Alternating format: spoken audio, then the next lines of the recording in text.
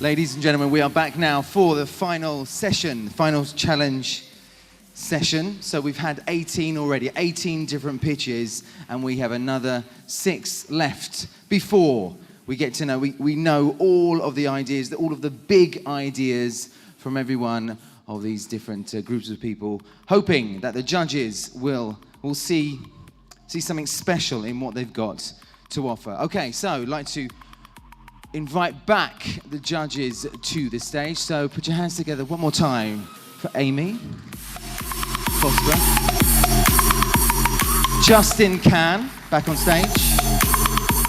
Faisal as well. And we have one extra now, one replacement judge, and it's Patrick Delev from the next row. Okay, you guys know the drill. You know how it works. You know how it works as well. 3 minutes and 3 minutes only to show you and to show everybody what they've got. To show the world. Remember, it's actually live streaming as well, so the whole world can actually see and hear what you've got to pitch. So, are you ready? Right, this is the last one of the day. Okay, it would really make me feel good if you could say yes. Are you ready? Absolutely. Okay, so here we go. Pitch number 19. Pitch number 19 is Test Dome. Test Dome.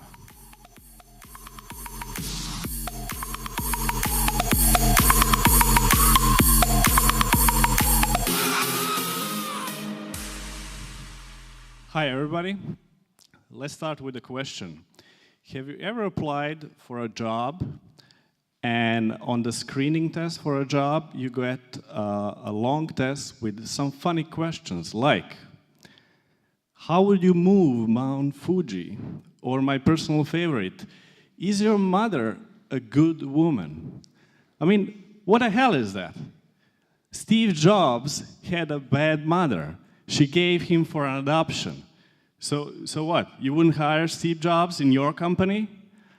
There's a lot of scientific research on this. And guess what? Questions like this are really bad for screening candidates. So scientifically, what is the best way? Scientifically, the best way to screen candidates, which is much better than filtering by CVs or academic degree because it has the highest predictability of future work performance, is work sample testing. It means to test if a candidate will be good at work, give him a sample of actual work. In other words, if you want to hire a singer, then don't ask him musical theory. Ask him to sing you a song. However, what's the problem? Companies avoid work sample testing because, first thing, you need a different test for every job position. And the second thing, most evaluations of work sample tests are manual. So this is where we come in. We create work sample tests for companies. Currently, we have 20 programming tests, and I will show you one of them. So you go to our webpage, and you say, I need an easy test for a web developer in JavaScript language. We show you a short half-an-hour test, which has only 3 questions. However, every question asks you to do a sample of actual work. In this case, you need to make simple HTML form. Candidates need to write code in the browser. That code is automatically evaluated. So in this example, candidate scored 50% because he solved 2 cases out of 4. In the end, you get a list of all candidates sorted by their total score, so you know which ones to invite for an interview. We strongly believe this is the future of testing, and we plan to expand to other domains as well. And my hope is next time you apply for a job, nobody will ask you about your mother, that they will ask you to do some actual work. Thank you.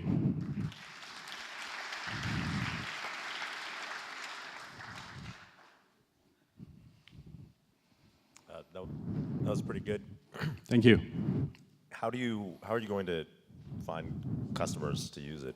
Do you guys actually? My first question is: do you have a so you write the tests yourself? The employers don't write the tests. So currently, my co-founder wrote half of the test, and for the half of the test, we outsourced. We find some experts to write the test, and then we did the calibration. And you write the evaluations as well. Yes. And everything's evaluated programmatically after they complete the test. How do you mean? It's automatically evaluated. Yes. Yes. So everything is evaluated using unit testing for the specific language we use. So how will you find customers to use it? So currently we are using AdWords, which is not really good because it's high acquisition cost, and we are planning to do SEO. We started doing a little bit SEO, but it's kind of hard these days to do SEO. So what we are going to do in the next version of web, similar thing that one famous company in the 90s did, the Brain Bench. We'll let candidates pass the test. If they get a good score, they'll get a certificate. They could embed in their CVs, online profiles, or share on social networks. And that way, we plan to begin organic references and SEO. Cool. Just real quick, so how I come from a different world. I'm not a programmer. How is this currently handled when hiring coders and programmers? Like, what is the testing? So currently, every serious company asks candidates to write code during the interview. If it's a remote interview, you can ask candidates to write in Google Docs, or they can write on a blackboard. However, it's a lengthy process because the interviewer wastes his time with the candidate, even if he's bad. So this is an efficiency, like you're adding an efficiency to the process. Okay. Yeah, you just send the test and you get the results for all candidates automatically. Yeah, I think it's very nice. Good presentation as well. We use sample tests at the Next Web for when hiring programmers, so I can definitely see the need for this. There is something we'd like to see how a developer solves that problem. If you send it to them over over email, or then they can Google, and so you also want to see how the programmer works. Is that something you taken into account? Yeah, so there are a few aspects of that. Regarding Googling, that's a real problem. So in most online tests, people search for answers on Google, and we try to approach that with all our questions are, premium questions are unique, and we give money back guarantee if solution is found on the internet. And some of our questions are really generic. Like this question, my t-shirt has a text, fix the bugs. You will not find it on Google when you enter fix the bugs. And regarding a process of how candidate created the answer, if you have a more challenging solution, we also test how much memory the solution of the candidate uses and how fast it is. So you can have a correct solution, which passes 2 test cases, but it fails a case 3, a case 4 because of memory and because it's too slow. Okay, thank you. You're welcome. Ladies and gentlemen, Testo.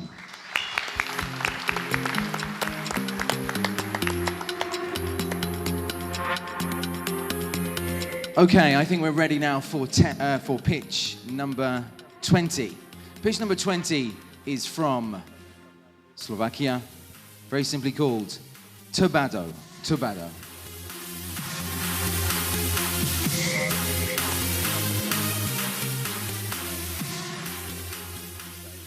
So, hello everyone. My name is Lucia. I'm from Czech Republic. Hi, my name is Andrej and I'm from Slovakia. Today we want to talk about Turbado. Turbado is a new business model, and we would like to show you what it's all about. Now, imagine your lovely wife or husband drops her iPhone and the screen breaks. Oopsie, what are you gonna do now? What would happen if you had bought it in an ordinary e-shop or on high street? Nothing. You have to pay for the repair because it's not covered. Unless you bought it with Turbado. But what is the difference? Well, for paying only this normal price of your product, we'll take care of you. Just call our office, Yeah, but my phone is broken. Very funny. Borrow the one from your husband and call us. The courier will come and replace your broken phone for a new one. This is so typical, so I have to pay something again? No, with Turbado, all the deliveries and returns are free. So now we are sorted. You have a brand new phone with full warranty. Please try not to drop it again. All right. So here comes iPhone 6. I really want to have it, but what shall I do with the old one? Well, you can give it to your mother-in-law, or you can upgrade it with Turbado. You can use our buyback program and just pay the difference. Again, with full warranty and free shipping. Great, but it sounds too good to be true. Can you tell me, how can you sustain these services? I know how you feel, but Turbado has lots of advantages over other e-shops. We have our own logistic and our own warehouses, only for Turbado.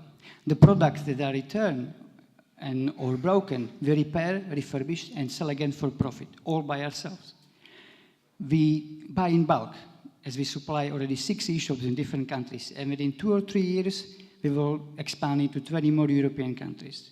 We use our trader's background to buy at the lowest possible price in the European market and have a high margin. And our business model offers certain tax advantages. So, for example, we have warehouses in Bratislava, in Slovakia, that supplies Turbado in Hungary, in Czech Republic, and in Slovakia. And these iPhones were bought from Poland for a very low price, the lowest price in Europe.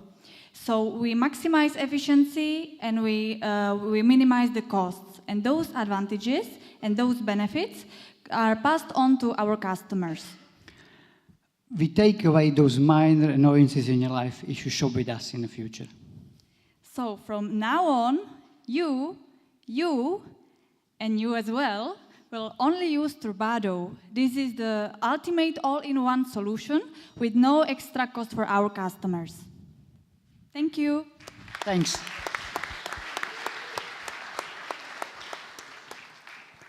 Are you guys operating currently?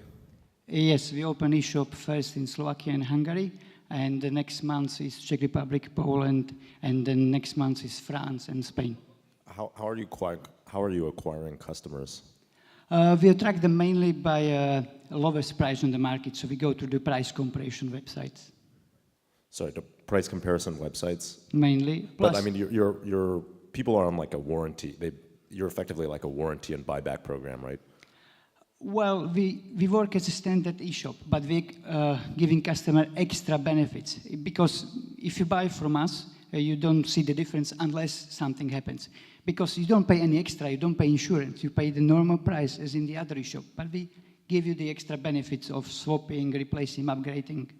Oh, so when you so you're selling refurbished phones for the price of new? No, that's not to our customers. That's we supply to the other chains. To our customers, okay. Everything is new. Right, that makes sense. So how does that work with them? Like, how do you have the margin to support the the repair business? I know, but Aleš yesterday was talking about how it works in the hardware, how much the warehouses and retails cut price, how much it goes up. Well, we cut all that. We have our own warehouses. We supply everything by ourselves, and we're trading throughout the whole Europe. So, for example, for this iPhone, the lowest price, as Lucy said, could be in Poland, and the price is so much different when you buy 3,000 iPhones than when you buy 100 when you are a small e-shop. Okay, thanks. Welcome. So I might have missed this, but how fast does someone get a new phone for? If he orders before 2 o'clock, it's 24 hours. 24 hours? If it's after 2 o'clock in the afternoon, it's 48 hours. Okay. And is there any service where you can transfer data for them? From the old phone to the new phone, by chance? So yeah. Like contact list. Oh, well. Can you recover also, maybe? If it's recoverable, we can try to do for them, but mainly everything is backup in cloud now anyway. We look after mainly for hardware as an e-shop, not as a software company. Okay, thank you. Ladies and gentlemen, Turbado.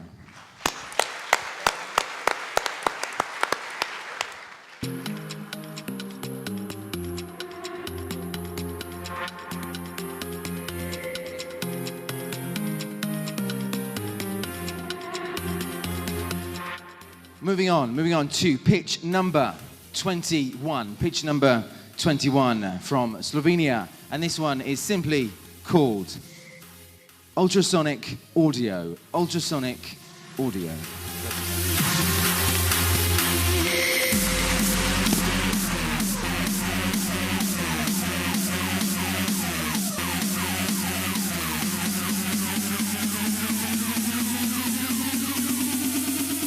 Hi. So, my name is Micha, and the startup is called Ultrasonic Audio Technologies. I will just do a short demo so you can understand what we are working on. We are developing hyperdirectional sound.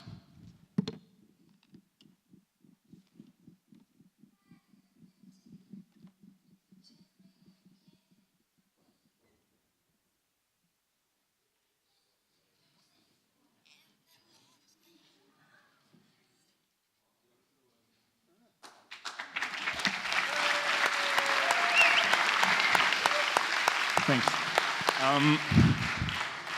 So these are our products. We are selling them for 500 euros at the moment. We are selling 10 units per month, and most of our clients are museums and galleries which use the sound directional speakers in order to replace headphone guide systems, but it's also very useful for in-store advertising and targeted acoustic advertising.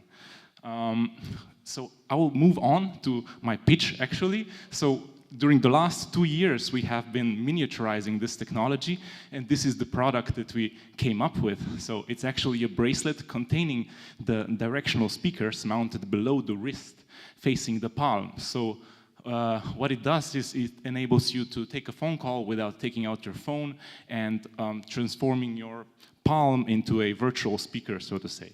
So we actually filed a patent on this miniature amplifier design, which is the first ever directional speaker which goes mobile. And this is actually a simple concept. It's alternative to the earpiece, Bluetooth, and does make you look like a RoboCop when you're walking around with the earpiece. We have a competitor which already tested this concept, but instead of using directional sound, they just use a regular speaker which is mounted below the wrist. So what we learned from their campaign is that actually people are interested in using this sort of tool. They raised 600K at the Kickstarter campaign in September. So here is our team. We are 5 people, and we have a prototype with us. If you're interested, we can gladly demo it to you. And that's more or less it already.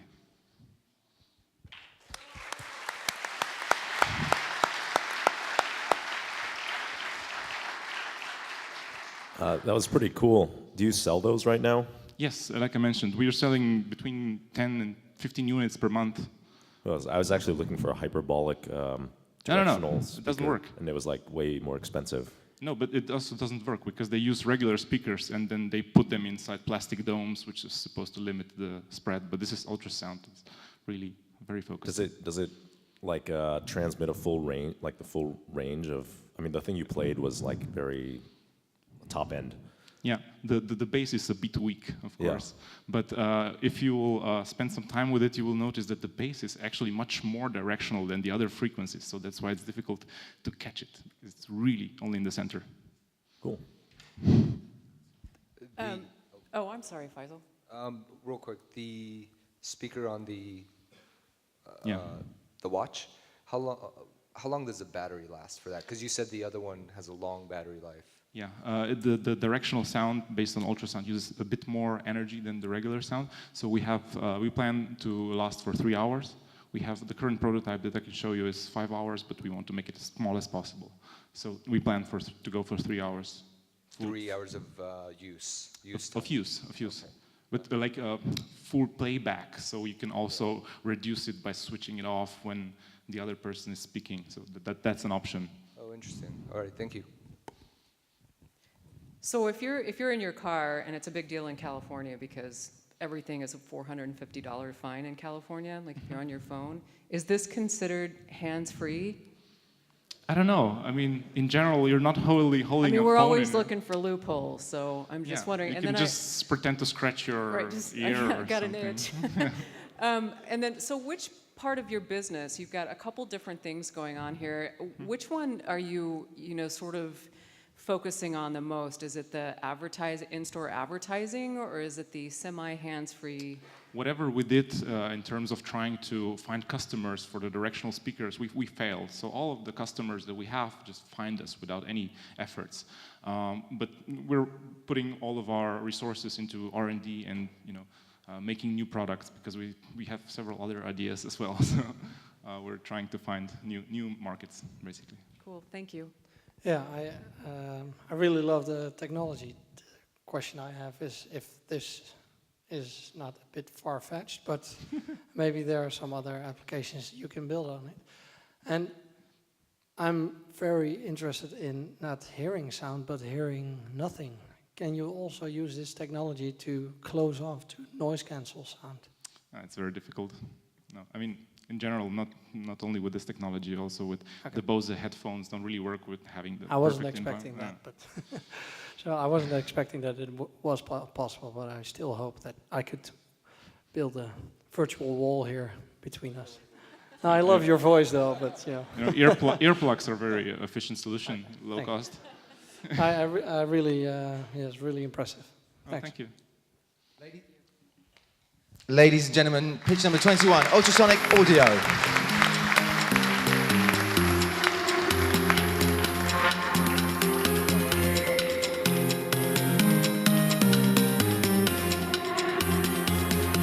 Moving on now to pitch number 22. Pitch 22 from Slovenia is Via. Put your hands together for Via.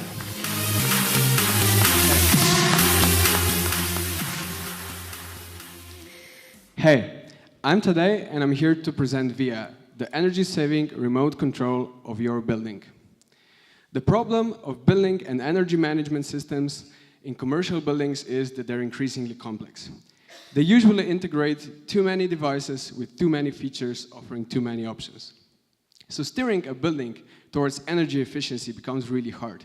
And because it's hard, building managers eventually stop doing it. Buildings start losing energy and building owners start losing money.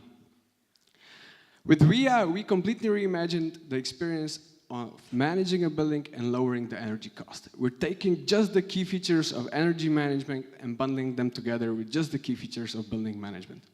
And this is how we actually reduce the distance between insight and action and make energy-saving behavior really simple. With VIA, we're going for micro-savings. A lot of micro-savings that are purely behavioral-based. For buildings like this, we integrate thermostats, air conditioning, ventilation, lights, shades, etc. into one platform. Of course, we allow this to control and monitor, but we're enabling much more. For example, one-tab energy-saving functions. These are functions that we individually tailor to each building in order to maximize its energy-saving potential. As well as engine room insights, where we show you live data for immediate actions, and we build in notifications.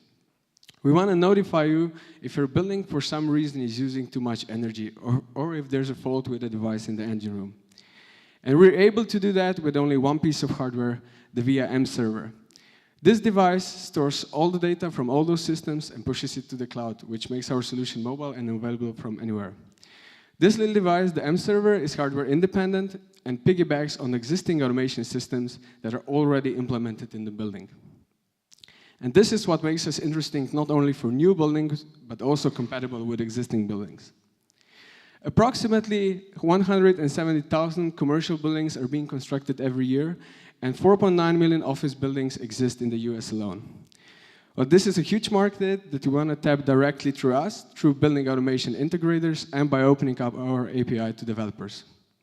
Our business costs consist of a one-time cost for software, hardware, and building configuration, and of a monthly cloud fee.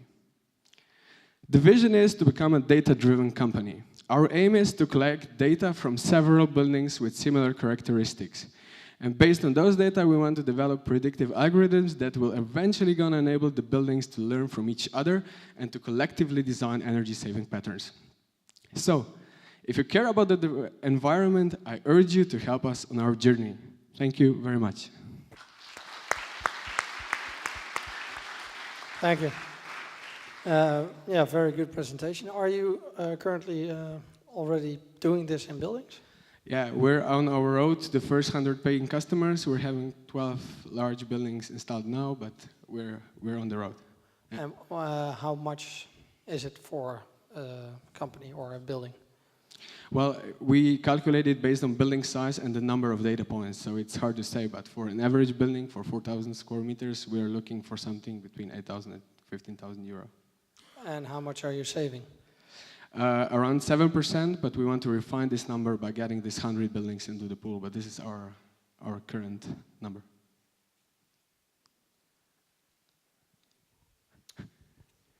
I'm sure there's an education process for the building maintenance guy. Is that the person that's going to use it? It could be the building maintenance guy, it could be the facility manager. Yeah, but actually, those are the guys that are going to use it. Sometimes it's the role of the building manager, sometimes the energy manager. The line's a bit blurred. Yeah. So how long does it take to teach them how to? Well, it's really easy to teach them how to do it because we predefine those functions. So we sit down with the client, we want to develop these functions and reduce it to one-tap decisions. So basically, we want to reduce energy saving into a simple yes and no decision. So the building literally has to notify you if there's an opportunity for saving. So this has to be really simple. Does that require you guys going to each one of these, or what? How do you? We can configure it remotely, but our target is to give the software for configuration to building automation integrators that are present locally in this geographical area. Our goal is to teach them to set up buildings. Okay, thank you. Ladies and gentlemen, pitch number 22, Via.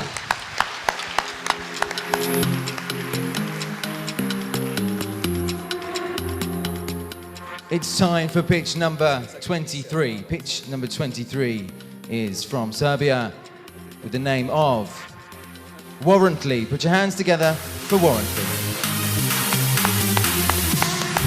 Hello everybody, I am Nikola and we are bringing warranty revolution to your home. Let me tell you a short story. A while ago my friend bought a brand new expensive TV, but after a couple of months it broke down. He went through all the paper stacks trying to find the warranty. Eventually he did find the receipt, but without the warranty card. So he went to the service center, but the staff told him that his warranty was void.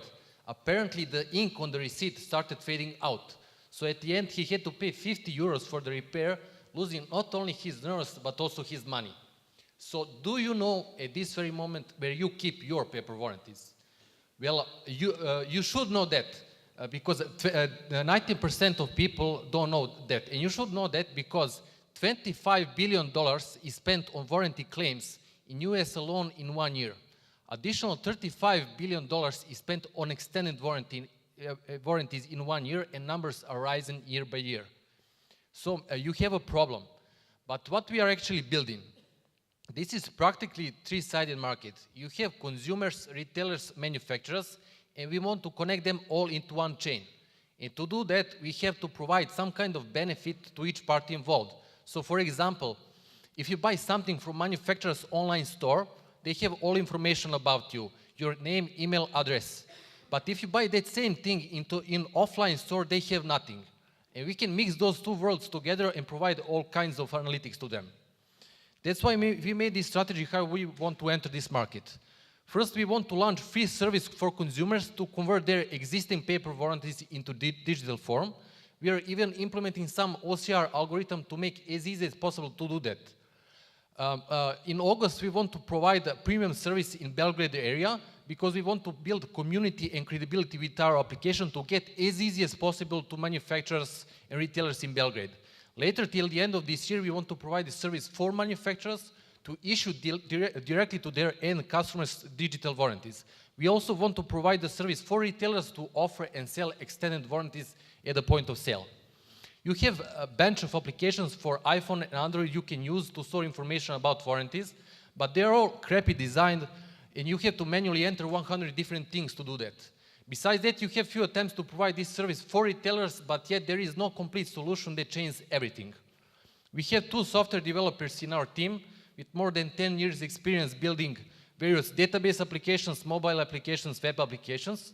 We also have one great designer in our team, and we are currently the part of Startup Yard Accelerator program in Prague, and we'll be there till the end of June. Thank you.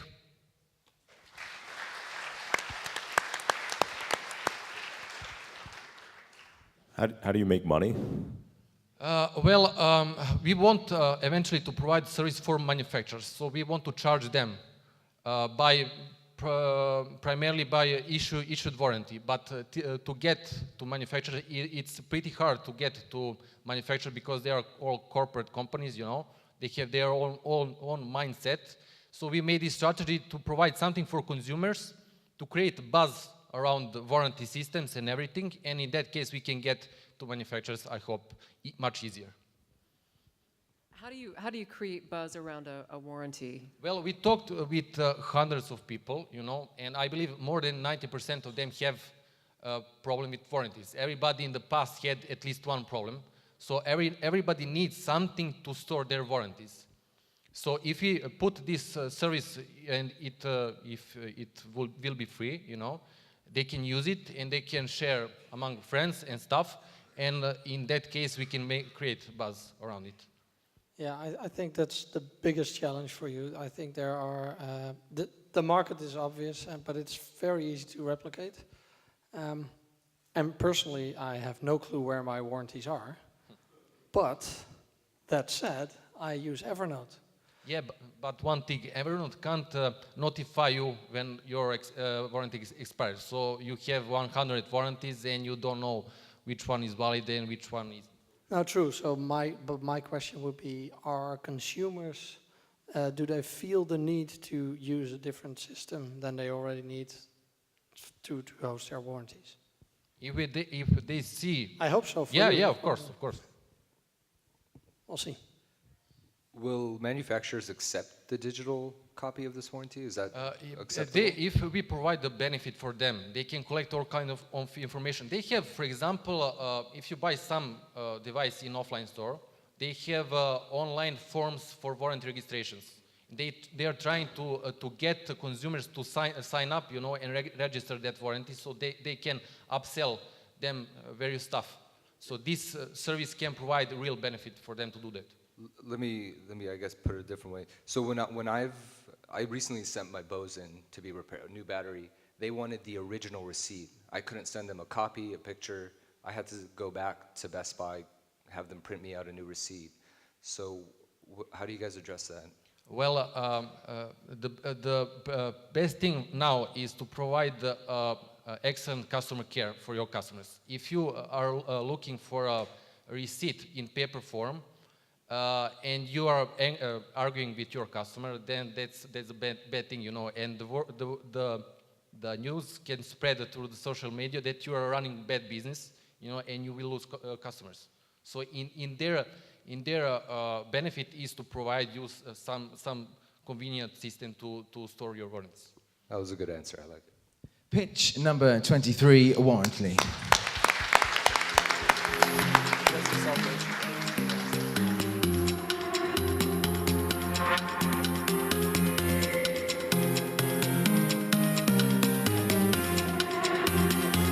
Ladies and gentlemen, we now come to the final pitch of the day, of the 2 days. So we've done 23, now is pitch number 24. Pitch number 24 from Austria, entitled Zizou Boats. Zizou Boats.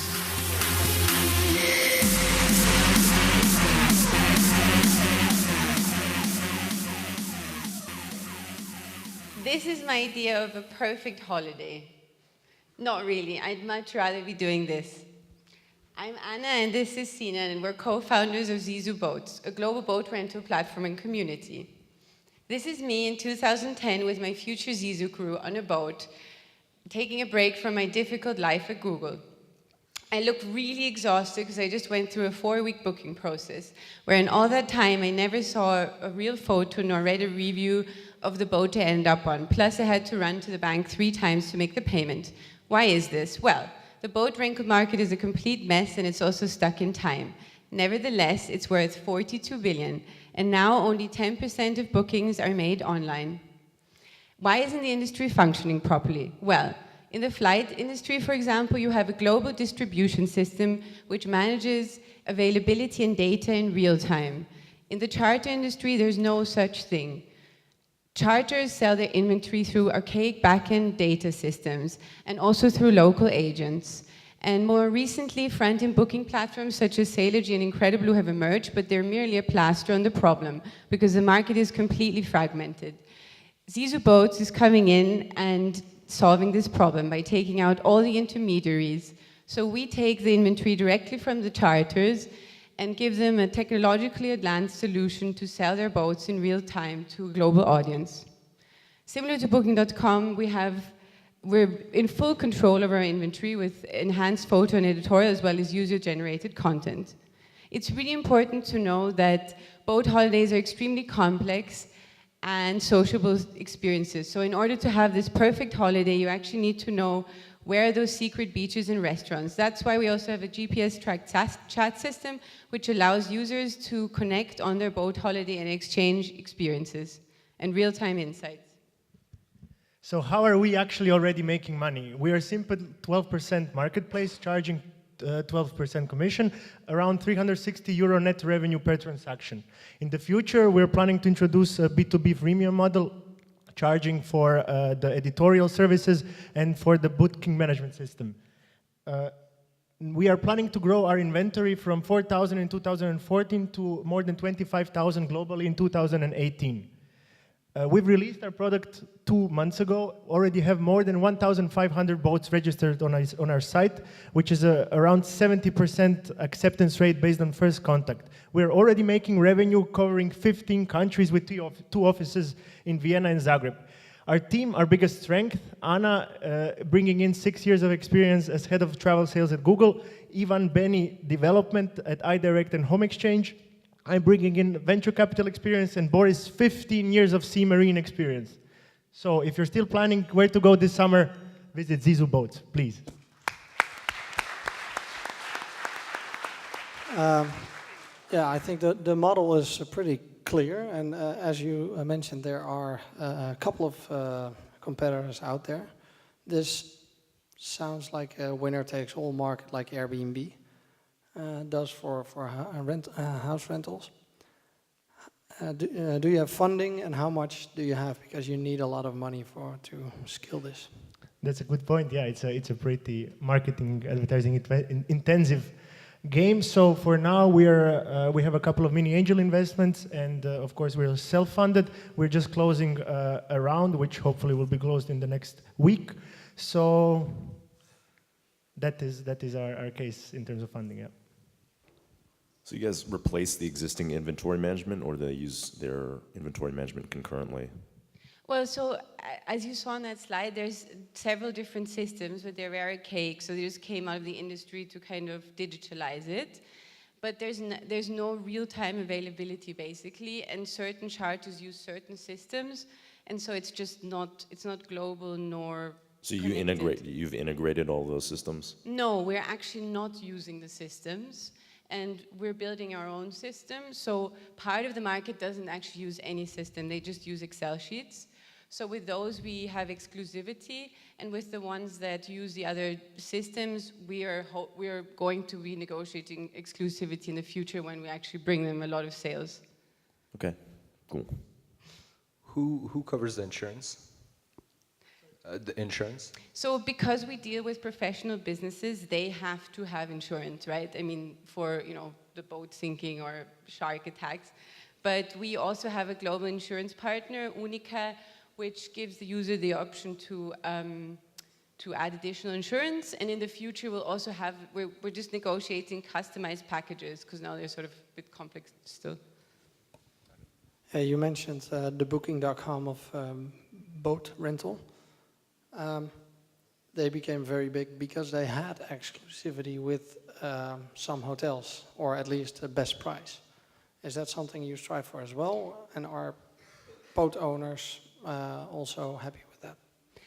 Absolutely. So the reason why the analogy is important is because actually the reason why Booking.com is dominating the market is that they have the software. So everyone's using their system actually to manage availability. And so as I said, some of the chargers are giving us exclusivity because they just use Excel. With the remaining ones, we need to basically negotiate that over time. But we did a lot of research to create our product, and we've really done it to fill the issues the chargers have right now. So for example, they don't have an integrated system that allows them to do invoicing, availability management, data, etc. So we're building it to tailor all the needs in the market. How much are you raising? Well, how much are you offering? No. Sina, do you want to answer? No, we're raising now, we're closing a 500,000 euro round. Justin, are you interested? I actually have been wanting to invest in this space. I think there's something here, but I can't make decisions this quickly. If you have your wallet here. Okay, thank you very much. Thank you. Ladies and gentlemen, pitch number 24, Zizou Boats. Okay, so there we have it. 24 different ideas, some very different from others, different sectors, different areas, different products, different services.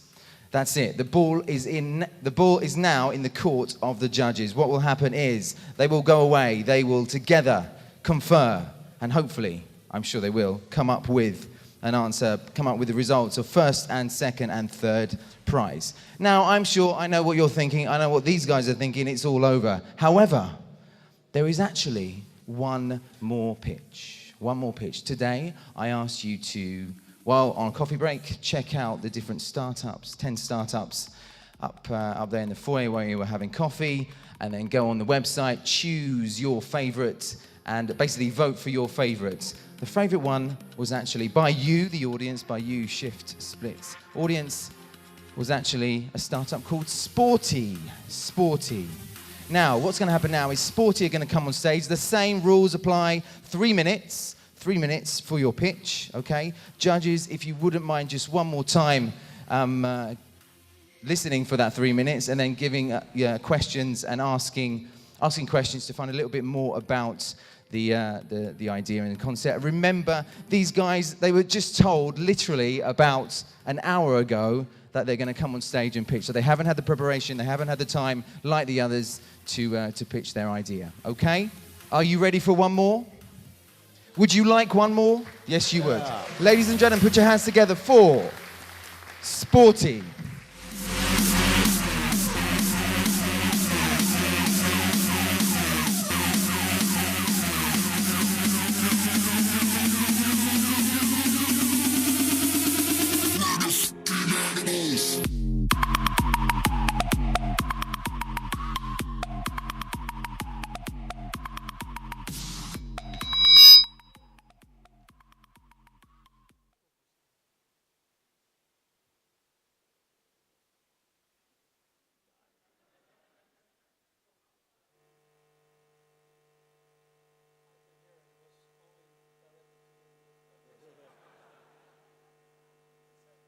Naprijed, David, naprijed, dodaj, naprijed! Malo jače, još David, David, još! Još! Ajmo, Grgure, ajmo! Naprijed malom ovom! Hi, it's me, stay-home mom of 4 girls and 1 boy. My boy is 11 and he's a passionate soccer player in a local team. But I have a problem because his dream is to become new Messi. I know it seems almost impossible, but I wonder, is there any way to increase his chances? Sorry?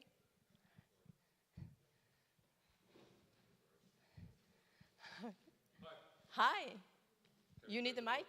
You need a mic? Well, no, I'll just shout. Can you all hear me? Have you heard about the Sporty app? No, what's that? Well, it's a social network for... Oh man, another social network?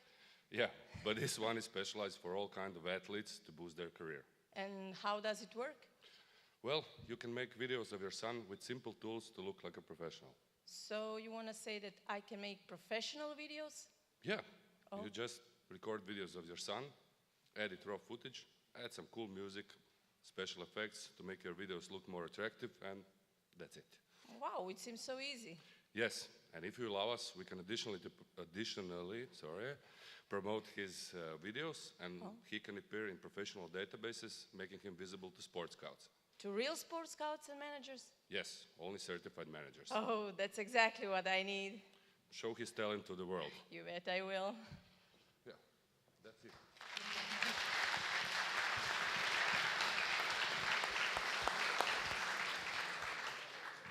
We didn't have a lot of time to prepare. That was nice job. So we had to play the video 55 times at the beginning.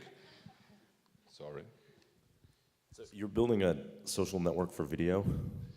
Yeah, for athletes, actually. For I know it athletes. sounds kind of everybody's doing social networks and stuff like that, but it's actually cool because something that's been called free time or wasting time on social networks can actually have a purpose, because these kids could get a chance to play real sports in real clubs. So that's basically our idea. So we're actually not the social network, but as one lady said that Startup Valley, we're like a sports angel, helping kids play. So how will you get the scouts to use it? Well, we are currently talking with some clubs, and they are interested because they pay a lot of money for their scout teams to travel all around the world. This could narrow down a bit their search. I mean, if you see 25 videos of one kid, a real professional can say, okay, he's got potential, or he's not, he has no potential. So we're planning to cut down the time that they take to evaluate someone. And how will you get the parents to know about it? Well, that's where the professional athletes come in. We have some deals with professional athletes to use the network, to use Sporty, so they draw attention. And actually, for a developing country like Croatia, Brazil, where everyone wants their son to be next Messi or Ronaldo, we can probably, if we can manage to do one transfer of a kid to a huge European club, I think that would be all the commercial we would need. So can you, so my son is a really craptastic soccer player. He's terrible. Can you make him look good? The soccer mom will say.